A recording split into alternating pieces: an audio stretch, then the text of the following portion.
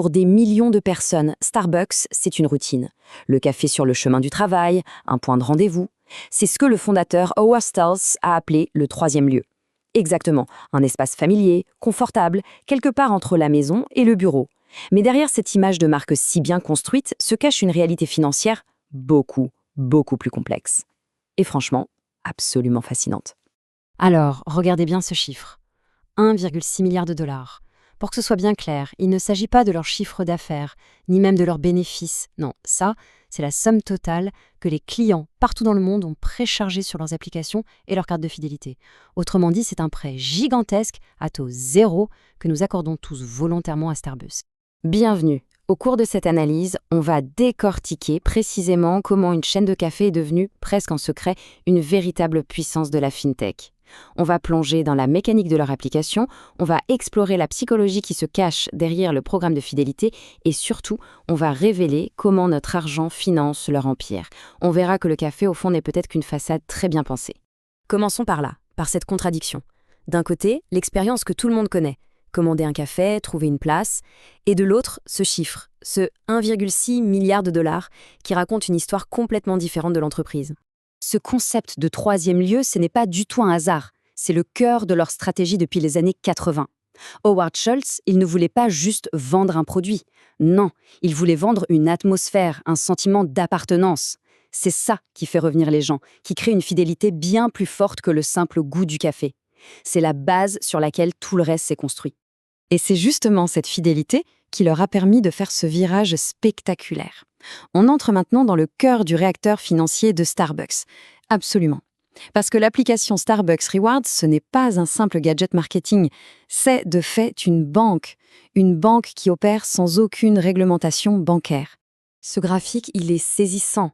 La barre qui représente les dépôts des clients chez Starbucks écrase littéralement celle de milliers de petites banques régionales américaines.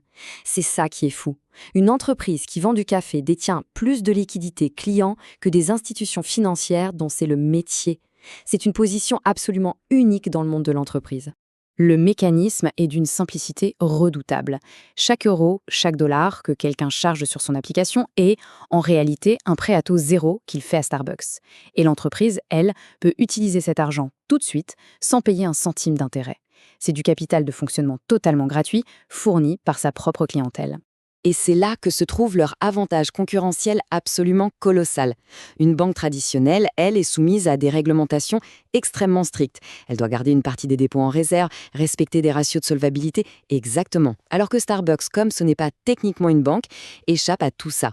Ils peuvent utiliser 100% de cet argent pour financer leurs opérations, leur expansion, leur marketing. C'est une flexibilité dont les vraies banques ne peuvent que rêver. Alors, non seulement Starbucks emprunte cet argent gratuitement, mais en plus, ils arrivent à générer un profit direct sur l'argent qui ne sera jamais dépensé. Et c'est là que le modèle devient encore plus brillant. Voici le montant du profit pur que Starbucks a réalisé en 2023 grâce à un concept qu'on appelle le breakage, près de 200 millions de dollars. Et c'est du revenu net sans avoir à servir un seul café en échange. C'est de l'argent qui apparaît presque par magie. Le breakage, c'est donc l'argent des cartes cadeaux qu'on oublie dans un tiroir, des soldes de compte qu'on n'utilise jamais. Pour nous, c'est quelques euros par-ci par-là, mais à l'échelle de Starbucks, ces petites sommes oubliées s'additionnent pour former une véritable fortune.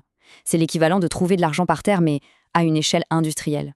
La citation le résume parfaitement. 196 millions de dollars de profit pur pour Starbucks, sans avoir à fournir de café en retour. C'est un chiffre d'affaires pour lequel le coût de revient est de zéro. C'est l'un des modèles de revenus les plus efficaces qu'on puisse imaginer. Ce système est un coup de génie financier, c'est certain. Mais la vraie question, c'est pourquoi ça marche?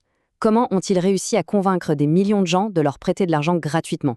Eh bien, la réponse se trouve dans la psychologie comportementale et plus précisément dans la conception de leur application. L'application est un petit chef-d'œuvre de design psychologique. D'abord, le paiement est incroyablement simple. Ensuite, elle transforme l'achat en jeu, avec ce système d'étoiles à collectionner. Ça crée une attente, l'anticipation de la récompense, la boisson gratuite. Mais le point clé, c'est que ça sépare l'acte de payer de l'acte de consommer. On ne ressent plus la douleur de dépenser 5 euros parce que l'argent, on l'a déjà chargé il y a des jours. Et tout ça, ça nous pousse à recharger plus que nécessaire et donc à consommer davantage. L'interface est donc pensée pour éliminer toute friction. Exactement. Le bouton recharger est toujours là, bien visible, les notifications rappellent le solde. On n'est plus en train de gérer un budget, on est en train de jouer pour gagner des étoiles.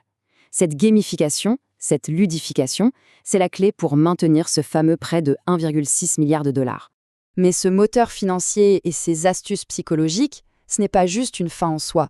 Non, c'est le carburant d'une stratégie de croissance bien réelle, physique, immobilière et extrêmement agressive. C'est là que le système devient une boucle parfaite, qui s'auto-alimente. D'abord, le capital gratuit des clients finance l'ouverture de nouveaux magasins. Ensuite, les données de l'application, où les gens achètent, quand ils achètent, permettent de choisir l'emplacement de ces magasins avec une précision chirurgicale. Et pour finir, ces nouveaux magasins, idéalement placés, attirent de nouveaux clients qui téléchargent l'application. La boucle est bouclée. Starbucks n'a presque plus besoin d'emprunter aux banques pour grandir. Voilà le point central. Le troisième lieu physique et la plateforme numérique travaillent en parfaite symbiose. L'un ne pourrait pas avoir cette ampleur sans l'autre. Les magasins sont les points d'entrée vers l'application et l'application est le moteur financier qui permet d'ouvrir toujours plus de magasins. Toute cette analyse, elle nous amène à une conclusion assez radicale qui force à voir Starbucks sous un jour complètement nouveau. En fait, on peut se demander si le café est vraiment leur produit principal. C'est peut-être juste l'appât, exactement. Le véritable produit, c'est la plateforme financière que les clients viennent eux-mêmes alimenter.